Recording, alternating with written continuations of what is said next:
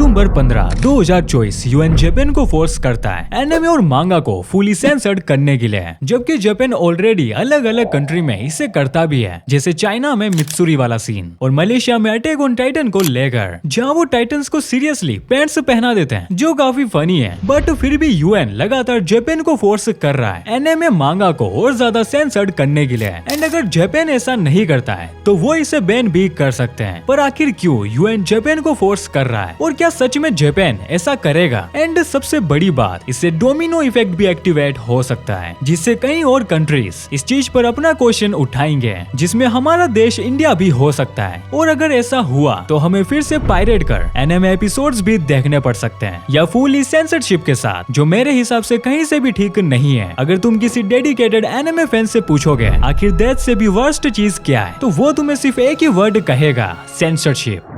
Well ये चीज Japan के साथ फर्स्ट टाइम नहीं हुई है। 2019 में भी यूएन ने सेम इसी तरह जापान को उसके गेम, एनिमे और मांगा में दिखाए जाने वाले वायलेंस और न्यूडिटी को सेंसर करने के लिए कहा था, बट जापान ने इसे पूरी तरह रिजेक्ट कर दिया। तो ऑफ कोर्स जापान इस बार भी ऐसा ही करेगा। वेल यस, बट इस बार यूएन ऐसा नहीं होने देगा। तुम सबसे पहले इस वाली ट्वीट को देखो जो किया है लव हिना के ऑथर अकामात्सु कैन ने। वो बताते हैं 14 साल पहले जी कॉमिक नाम की वेबसाइट को लॉन्च किया था, जिसे आज लोग मांगा लाइब्रेरी जेड के नाम से जानते हैं। वो इस वेबसाइट को 26 नवंबर को पूरी तरीके से शट डाउन करने वाले हैं। एंड वेबसाइट के नाम से ही तुम्हें समझ में आ गया होगा, यहाँ सिर्फ मांगास थी जिन्हें लोग फ्री में रीड करते थे, बस बीच में आने वाले कुछ एड्स को देखकर। एंड जो भी उन एड्स से रेवेन्यू बनता था वो उस ऑथर के पास चला जाता था, जस्ट लाइक यूट्यूब। जबकि वेबसाइट अपनी बाकी की कॉस्ट अपनी पेड मेंबरशिप से निकालती थी। बट अब ये नहीं हो सकता है, क्योंकि मेंबरशिप को खरीदने के लिए जो भी पेमेंट मेथड्स थे वेबसाइट पर, वो सारे टर्मिनेट हो चुके हैं, जिनकी ट्रांजैक्शन बेसिकली क्रेडिट कार्ड से होती थी, स्पेशली मास्टर कार्ड और वीजा से, जिन्होंने अब अपने आप को पूरी तरह से इस वेबसाइट से हटा दिया है। और हटाने का रीजन बताया है, इस वेबसाइट पर न्यूडिटी और वॉयलेंस से भरी मांगास थी, और ऐसा ही कुछ मास्टर कार्ड और वीजा ने मेलोन बुक्स नाम की एक दूसरी वेबसाइट के साथ भी ऐसा ही किया, और इसका रीजन दिया कि वहाँ डोजिन्स थी। सीरियसली अब तुम समझ ही चुके हो कि ये मैटर कितना बड़ा हो चुका है। यूएन के जापान को फोर्स करने के बाद दो बड़ी क्रेडिट कार्ड कंपनी अपने पेमेंट मेथड्स को हर उस वेबसाइट से हटा रही है जहां मांगा और एनिमे एग्जिस्ट करते हैं। एंड अभी भी कुछ लोगों को लग रहा होगा ये इतना ज्यादा सीरियस नहीं है जितना एनी तू बताने की कोशिश कर रहा है। जापान के पास भी अपनी क्रेडिट कार्ड कंपनीज होगी, उसके थ्रू इन वेबसाइट पे पेमेंट्स हो ही सकता है, फिर चाहे वीजा और मास्टर कार्ड अवेलेबल हो या नहीं। इस पर मैं तुम्हें बस यही कहूंगा, या जापान के पास अपनी क्रेडिट कार्ड कंपनीज हैं, बट वो भी अपने आप को हर उस वेबसाइट से हटा रहे हैं जहाँ से वीजा और मास्टर कार्ड अपने आप को। एंड जापान के क्रेडिट कार्ड कंपनी का ऐसा करने का रीजन है, वो मास्टर कार्ड और वीजा के साथ अपने रिलेशंस खराब नहीं करना चाहते हैं, और इसीलिए वो अपने पेमेंट मेथड्स हटा रहे हैं। एंड यही इसका सबसे वर्स्ट पार्ट है। अगर कोई ऑथर अपनी मांगा से अच्छा पैसा नहीं कमाएगा तो वो एक मांगा क्यों बनाएगा? एट द एंड उसे इस चीज से पैसा ही नहीं मिलेगा, जो कि एक इंसान के सर्वाइवल के लिए काफी इंपॉर्टेंट है। एंड आज के टाइम में ऑफलाइन से ज्यादा ऑनलाइन ट्रांजेक्शन होते हैं, एंड इसी वजह से क्रेडिट कार्ड कंपनीज के पास पावर है किसी भी वेबसाइट को शट डाउन कराने की,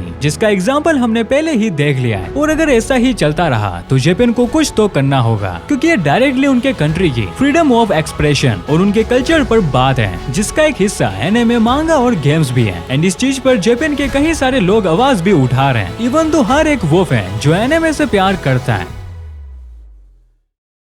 अब तुम्हें लग रहा होगा ये सब यूएन की वजह से हुआ है, क्योंकि ये सब यहीं से स्टार्ट हुआ। ये चीज पर्सनली मुझे नहीं लगती। जापान को यूएन की उन बातों से कोई भी फर्क नहीं पड़ता है जो उसके कल्चर के अगेंस्ट हो, जो वो किसी और के कहने पर बिल्कुल भी चेंज नहीं करेंगे। वो अपना कंटेंट ऐसे ही बनाते रहेंगे, फिर चाहे उसे कोई देखे या नहीं, क्योंकि अल्टीमेटली जिसे देखना होगा वो देख ही लेगा। एंड एक चीज और, वीजा और मास्टर कार्ड ये चीज यूएन के कहने पर नहीं कर रहे हैं, ये उससे पहले ही करते आ रहे हैं, पिक्सी वी और फैन बॉक्स से अपने पेमेंट मेथड्स हटाकर। एंड अब एक क्वेश्चन आता है, आखिर वीजा और मास्टर कार्ड ऐसा क्यों कर रहे हैं? वेल इसका रीजन क्लियरली किसी को भी नहीं पता है, बट वीजा और मास्टर कार्ड अपने आप को हर 18+ वेबसाइट से दूर करने की कोशिश कर रहे हैं, ताकि उनके स्टॉक्स पर गलत इम्पैक्ट ना पड़े। बट ये चीज मुझे इनकी पूरी तरीके से गलत लगती है। हाँ, कुछ एनिमे और मांगा 18+ होती है, क्योंकि उन्हें बनाया भी उसी हिसाब से जाता है, बट ज्यादातर एनिमे और मांगा हमें एक लेसन सिखाते हैं और इस वर्ल्ड की दूसरी साइड भी दिखाते हैं, जो इनके अलावा कोई और और दूसरा इंटरटेनमेंट सोर्स नहीं दिखा सकता है। एंड बात रही जापान की, तो वो एनिमे और मांगा को ऐसे खत्म नहीं होने देगा और ना ही उन्हें ज्यादा सेंसर्ड करेगा। वैसे भी जापान के नए पीएम शिगेरू इशिबा वो खुद एक एनिमे लवर है, तो वो ऐसा नहीं होने दे सकते हैं। एंड जापान का अच्छा खासा पैसा भी एनिमे और मांगा से ही बनता है। एंड अब देखते हैं कि आखिर में होता क्या है। बट जो भी हो, हम सब मिलकर इस पर आवाज उठाएंगे, क्योंकि एनिमे के वो क्रिटिकल सीन्स ही जिनमें इनके हिसाब से सिर्फ वॉयलेंस है, लेकिन एक एनिमे फैन को पता है कि वो उससे क्या सीखता है, सही क्या है एंड गलत क्या है।